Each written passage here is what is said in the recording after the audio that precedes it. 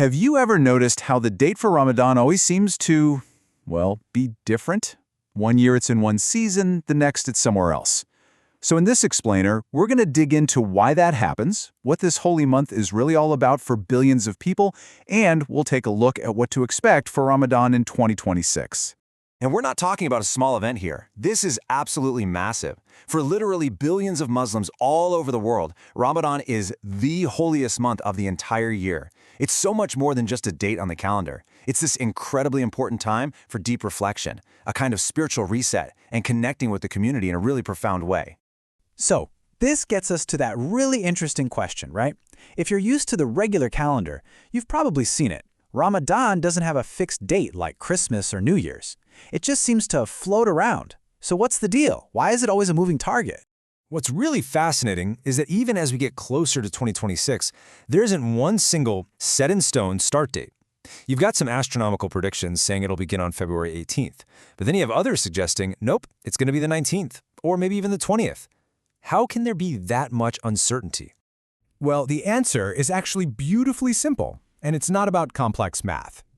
It all boils down to one thing: a physical observation. The start of Ramadan isn't just determined by a calculation. It's only made official when the new crescent moon is actually seen in the sky. Okay, so with that little mystery solved, let's get to the heart of it. What exactly is Ramadan, and what does it really represent for Muslims all around the world?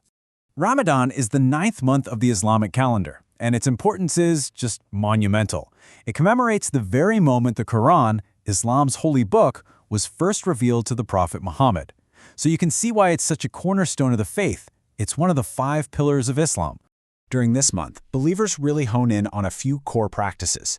Now, fasting is the one most people know about, but it's just as much about increased prayer, acts of selflessness, giving to those in need, and a really big focus on forgiveness, both asking for it and offering it. It's like a total reset for the mind, body, and spirit. There's this really powerful saying that I think just perfectly captures the spiritual feeling of this month.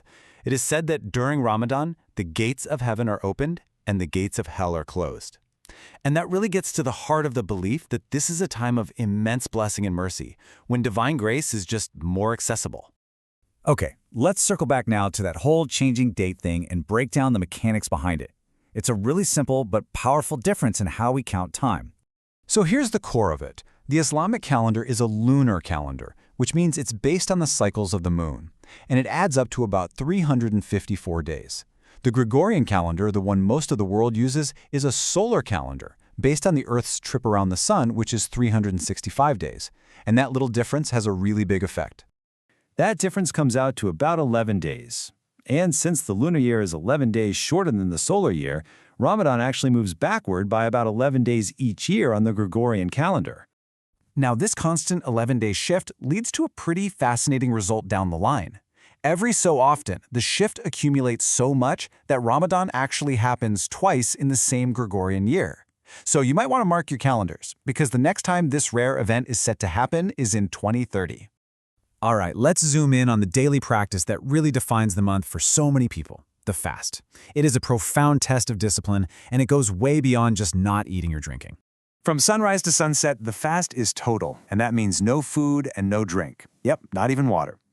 But just as importantly, it's about abstaining from negative behaviors too. Things like lying, using bad language, fighting. The whole point is to purify yourself completely in what you do and what you think. Now, this is a question a lot of people have. Is this something that every single person has to do, no matter what their situation is? Well, the answer is no, and the faith has some really clear considerations for this. And this really shows you the practicality and compassion that's built right into the observance. There are clear exemptions for anyone who would face a genuine hardship by fasting.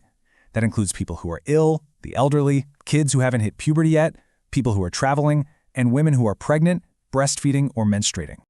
So after a month of intense discipline and reflection, you might think the end of Ramadan is a somber affair, but it's actually the complete opposite. It's one of the most joyous moments of the whole year.